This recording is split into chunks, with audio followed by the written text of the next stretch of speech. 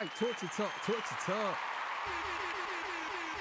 torture talk, torture talk. Hey man, congratulations to the winner. Uh I asked them did they want me to say their name. They said no. So next Friday I'm probably gonna do another one. Make sure you put your Cash App first, then the comment if you want to win the Cash App uh prize, whatever you want to call it, right? So make sure you put the Cash App first, then you put your comment. Whoever has the best comment, then what's the name? Just highlight Cash App. Here's my comment. So look, all right. So today I'm going to rank every Kendrick Lamar album from what's the best one. You know what I'm saying? What's number one? And Kendrick Lamar, I believe, has about 11 projects, but I'm only going to do 10 because the other one was a mixtape, and we're only going to do the 10. So, we're going to get into that. Before I get into that, I got to get my spill. This is Torture Talk. If you like the content, please consider subscribing. If you're new here, let me work on your subscription today. All the beautiful, single, sexy ladies, put one in the chat. All the fellas, y'all know where to find the ones that just don't harass them. I don't sell no merch, but I do have content absolutely free. But if you want to leave a donation, link is in the screen. Cash App, no more PayPal. They called me the hidden gem. I went from 1,300 subscribers to over 13,000 subscribers. And I am the king of the North. Let me know what kingdom you're from. I appreciate it.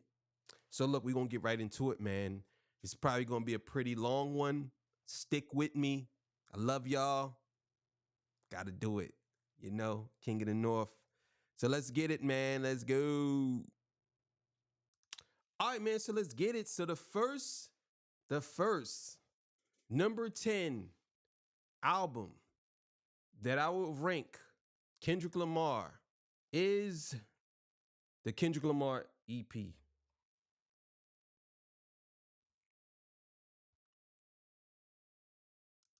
You had to start that over because it wasn't playing.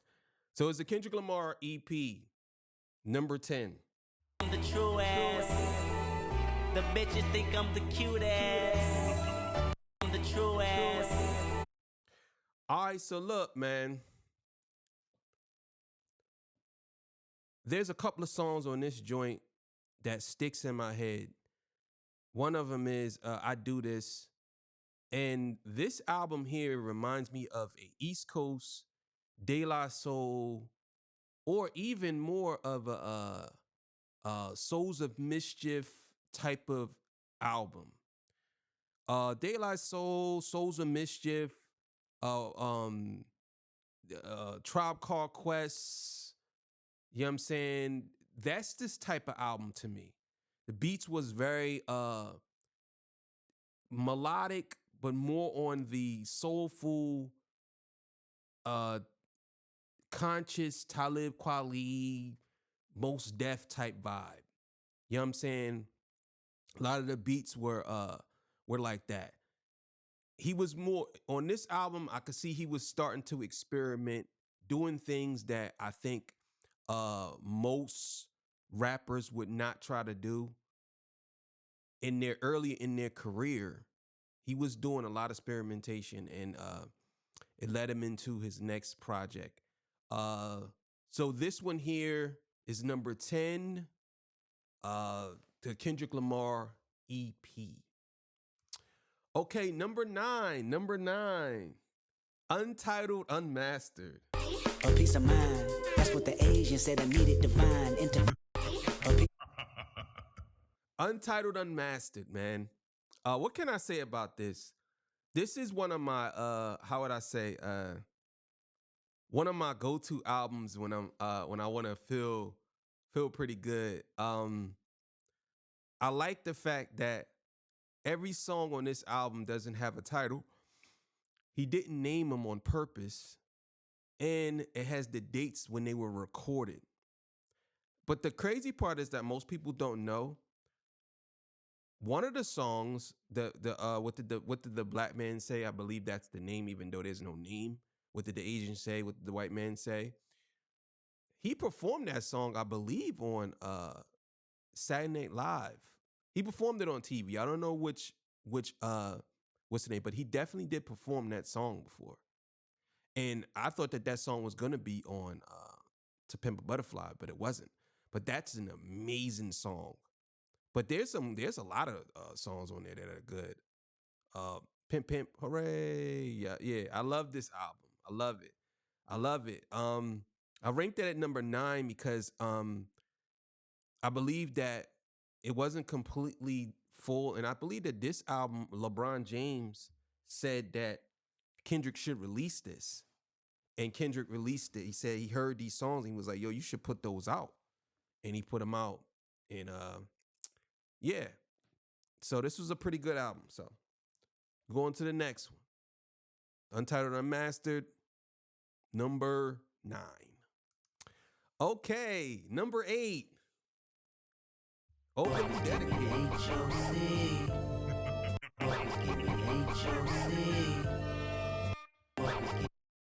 Overly dedicated, man. So look, Overly Dedicated to me is a better version of the Kendrick Lamar EP. This one here sounds like a lot like a Mos Def, a lot like a Talib, Common. This was a direction I think that most people thought that Kendrick was gonna go in. Now, here's the thing: this album birthed, I believe, Kendrick Lamar into a super conscious rapper. You know what I'm saying? This album is very, very, very, very deep. Very deep. Probably his most slept on project. I know a lot of people like Overly Dedicated. I think a lot of people think that this is actually his greatest project. And it's crazy to say that because he doesn't really have any bad. He doesn't have no bad projects actually. None at all. Everything he has is classic to actually phenomenal. So, but Overly Dedicated is one of those albums to me that pushed him to the forefront of what conscious, aggressive conscious rap, I would say. You know what I'm saying? And yeah, it lets me know, this album lets me know that Kendrick he really was into music, really was. So, Overly Dedicated, number 8. All right, number 7.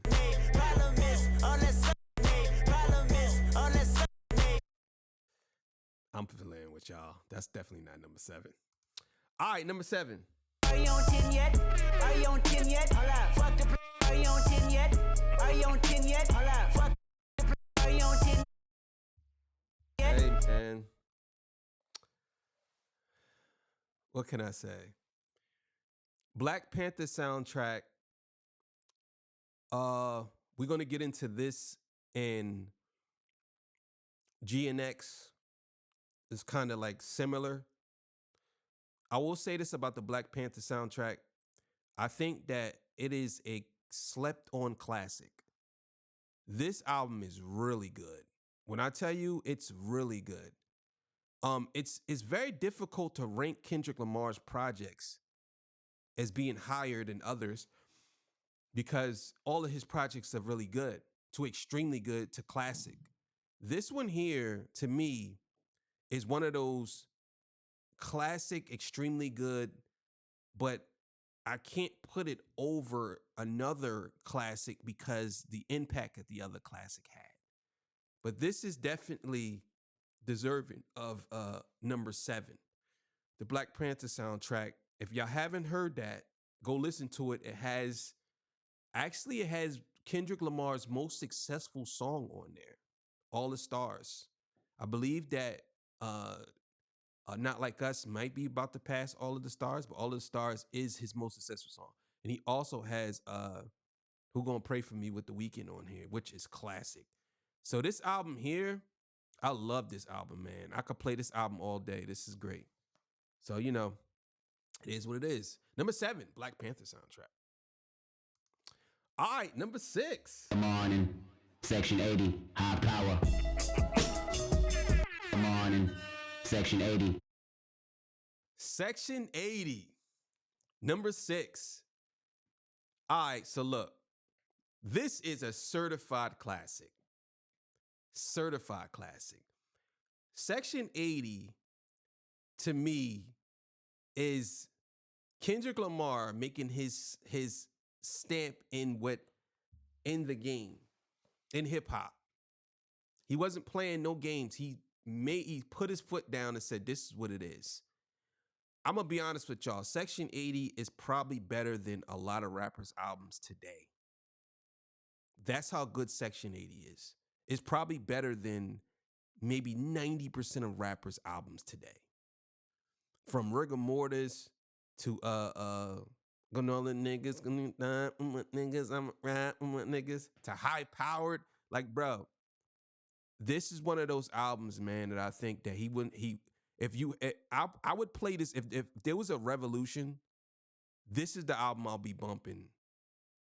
You know what I'm saying? Right here. This is one of those. So, number 6, Section 80.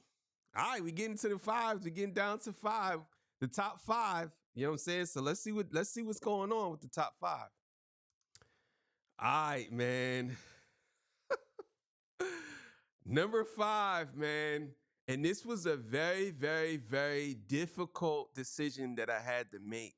Very difficult. Off demons that been outside, better known as myself, I'm a demigod. Every off demons that been outside, better known as myself, I'm a demigod. Mr. Morale and the Big Steppers is number 5. Certified classic.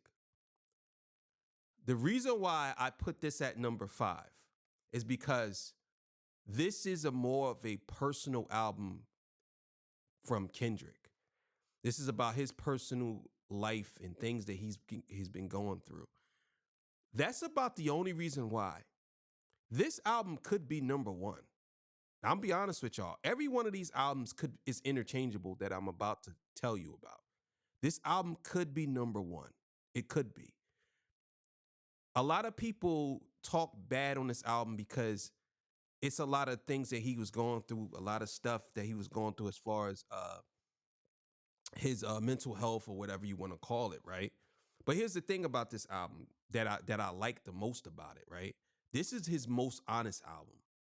This is the album that I think is his most important album. Out of all his albums, if I had to choose which one was the most important one, this would be it. This will be his most important album. And I would say this is most important album to the youth too, and everybody that's going through something. This is probably the most therapeutic, and this probably helped the most people. So it's number 5. Now, the thing is, just because something is number 5, you got to understand that's top 5. So definitely one of those things. The song that stood out, Mr. Morale, it's the worst album I've seen in my life. You know what I'm saying? Like, you know what I'm saying? I love that, man. I love that. Rich Spirit. I love Rich Spirit. Man, it's so many songs on this album that, you know what I'm saying? Heavy is the Crown. There's so many songs. N95. Great album. Number 5, Mr. Morale and the Big Steppers. Oh, man, here we go. Number 4.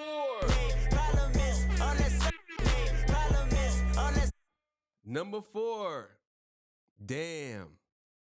Now, here's the thing. I know a lot of people are going to be shocked that Damn is actually number 4. And they like, well, how is Damn number 4? What's before Damn? A lot of people have Damn as his best album.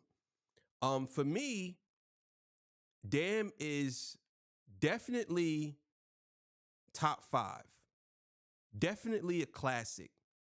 Damn is one of those albums that I think that he would probably be most remembered for. it's probably his most experimental album out of all of them. You know what I'm saying? I think that with Damn, the whole theory of you can play it from back to front, the whole thing with Justice is Blind, you know what I'm saying? It was just and the thing is, it came out of nowhere. You know what I'm saying? A lot of people was expecting it to come out a certain date and it didn't. And he kind of shocked the world with this, especially with DNA and all of those songs on that album is fire. Every one of them. You know what I'm saying? I like Damn, and I put Damn at number 4 because I think the other albums to me kind of did a little more for me. But Damn is definitely number 4. All right. Now say now. I'm way too important. I'm way too important. Yeah. Number 3, GNX. So here's the thing.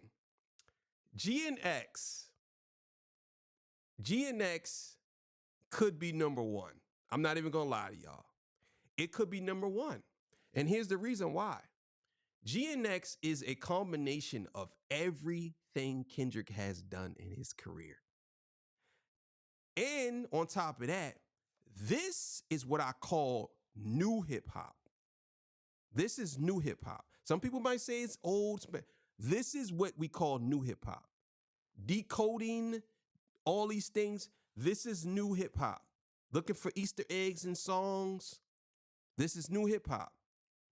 It's very enjoyable to listen to. You know what I'm saying? It's straightforward. It's one of those albums to me that is gonna get better with time. It might even eventually be his number 1 album of all time. This is Damn on steroids. This is Damn on steroids.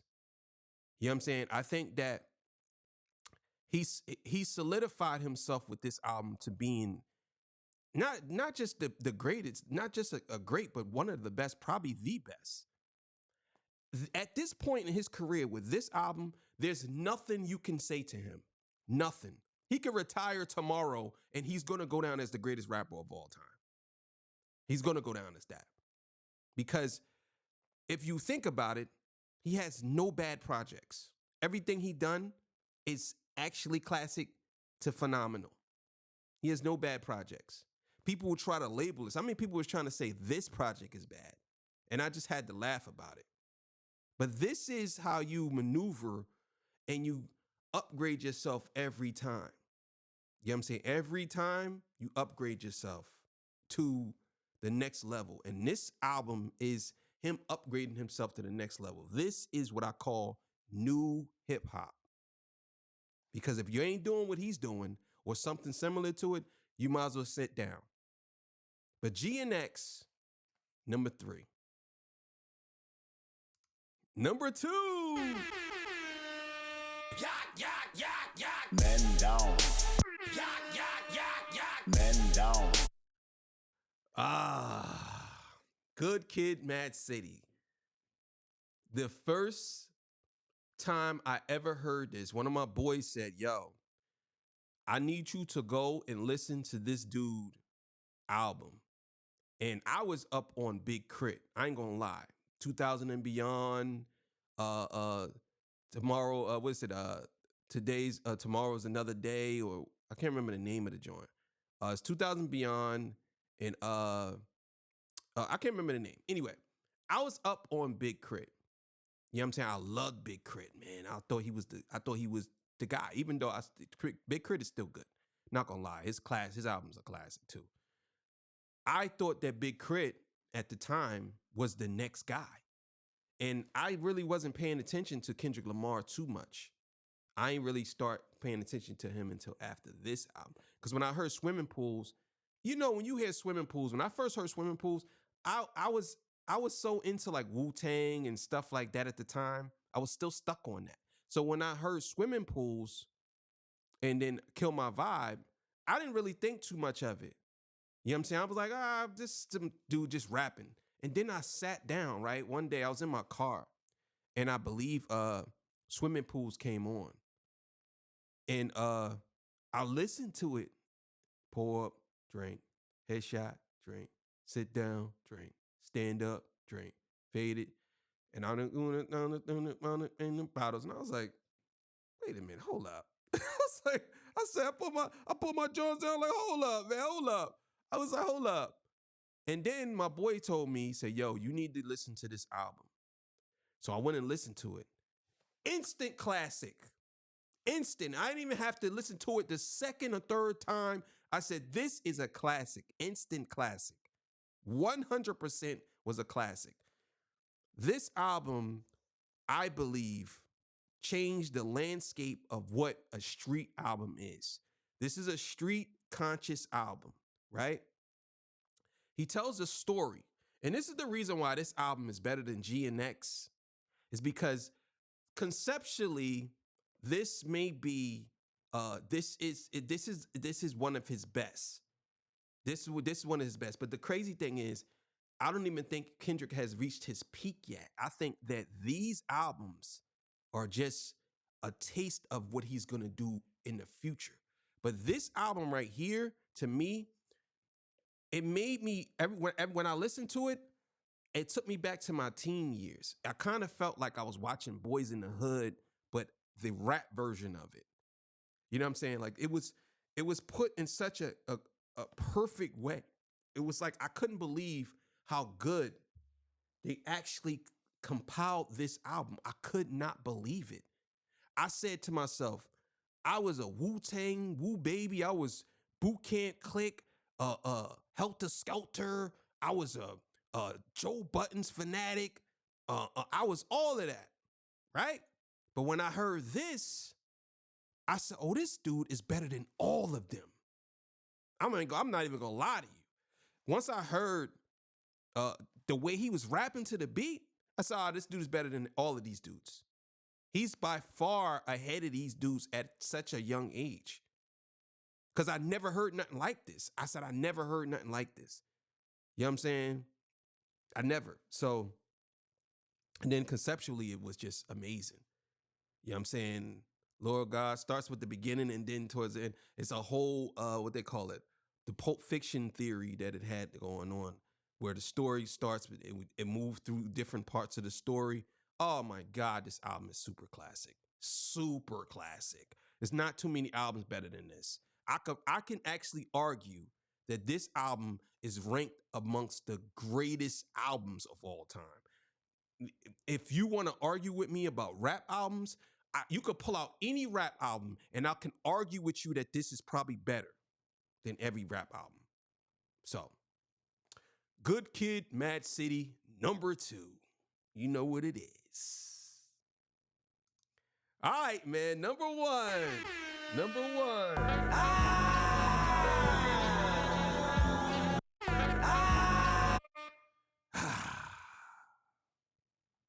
#1, the greatest rap album of all time, To Pimp a Butterfly. To Pimp a Butterfly is the blueprint on how to make a classic album. There is no rap album ever created better than this album. This album is perfection. When I tell you, a lot of people listen to albums differently from me. You know what I'm saying?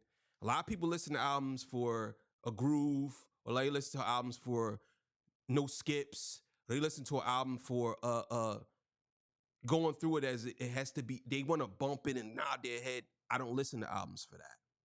This is a masterpiece. This is not something that, and I will say this, this is not something that you would bump all the time. Because a lot of times masterpieces are not something that you will go and look at all the time.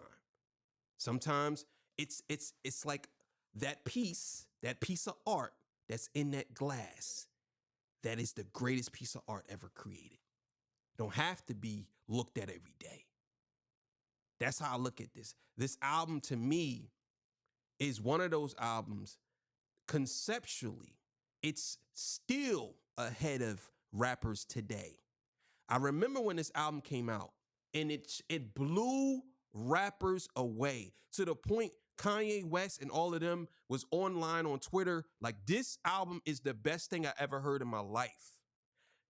I don't argue with people who tell me that this album isn't good when you have artists like Kanye West saying that this is the greatest thing he ever heard. I don't argue with people like that when Eminem is saying that. I don't argue. And I know people were saying, well, they don't have to say that. Whenever you can make somebody say something and they don't have to say it, Eminem is a GOAT. Kanye West is a GOAT. They don't have to say none of this. They don't. This album is the blueprint on how to make a classic. From every song, I'm talking about the story and how he went through it.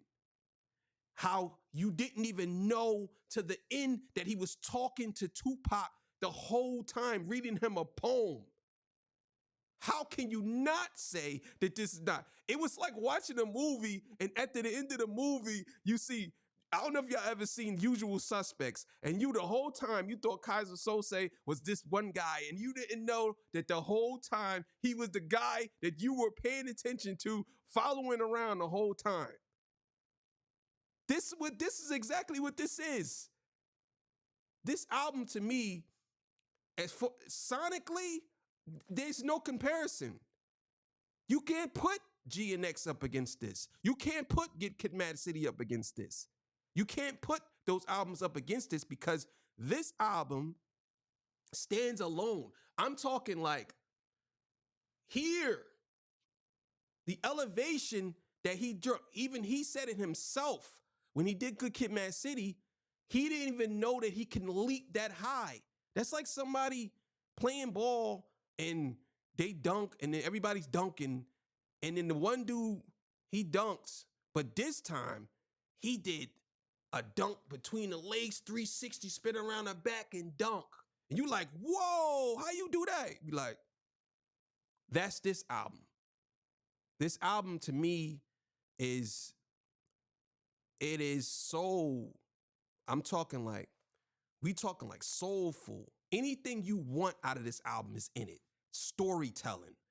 From he left the hood, he came back to the hood, and he had to explain to the little boy. It's kind of like Nas, when Nas did on one of his songs when he explained to the little boy on the bench, and he was saying, you know what I'm saying, to the power of $1, where he was talking to God the whole time, to you ain't gotta lie. You ain't gotta lie to me. You know what I'm saying? To yo, oh my God, to Black of the Berry. Oh my God, to Mortal Man. Oh my God, bro.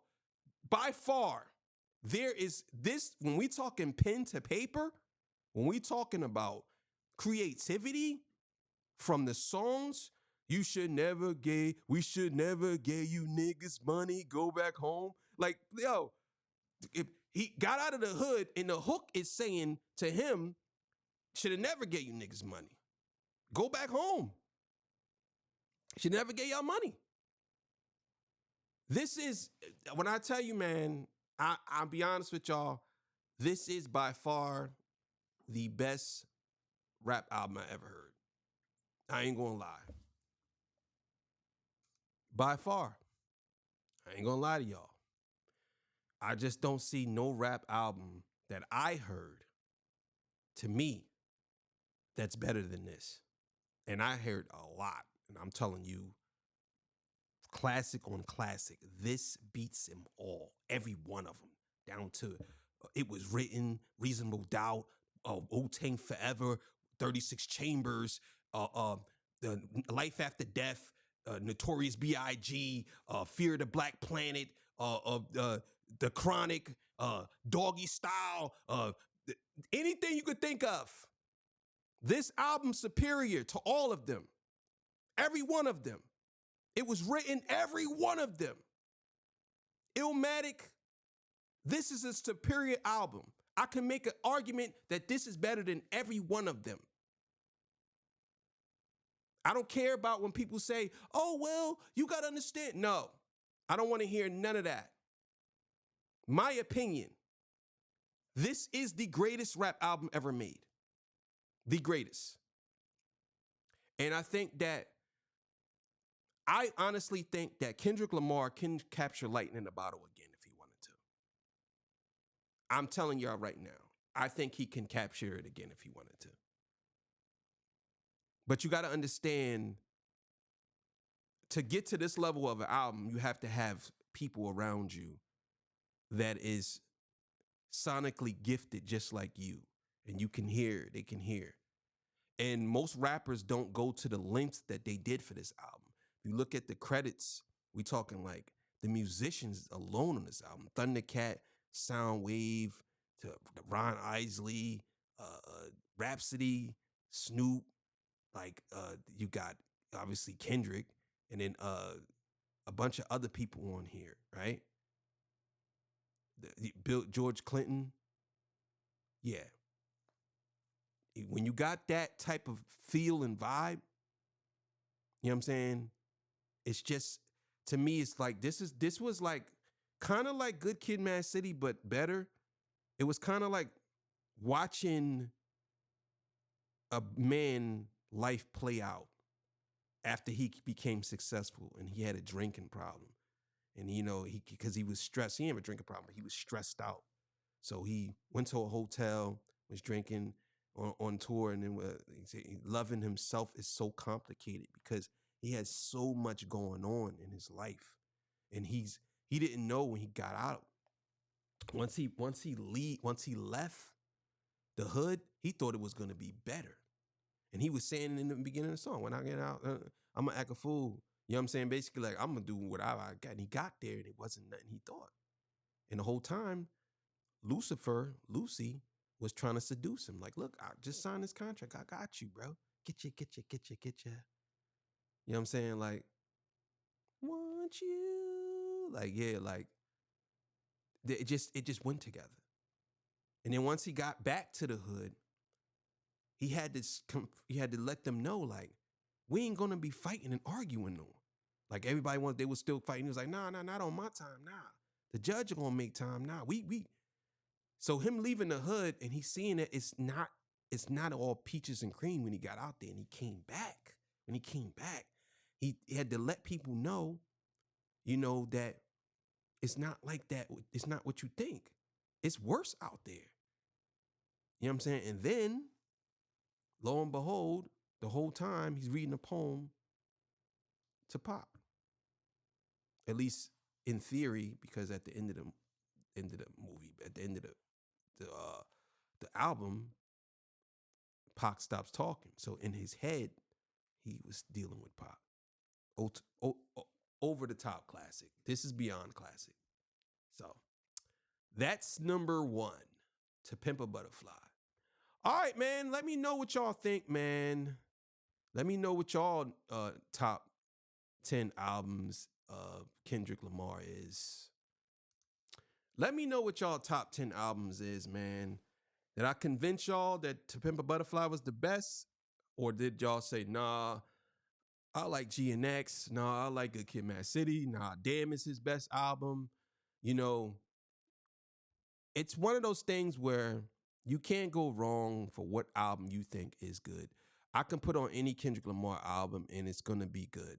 And the thing is, Kendrick Lamar albums are still relevant, even the ones that are old. They're still relevant. Everything he does is still relevant.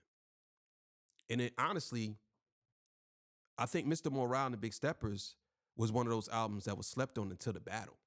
The Battle with him and Drake actually made that album much better for a lot of people. So, but either way, man, I'm glad y'all tuned in with me. Y'all have yourself a merry little... Nah, let me stop playing. Y'all have yourself a good day, man. I'll see y'all. Peace. Bye.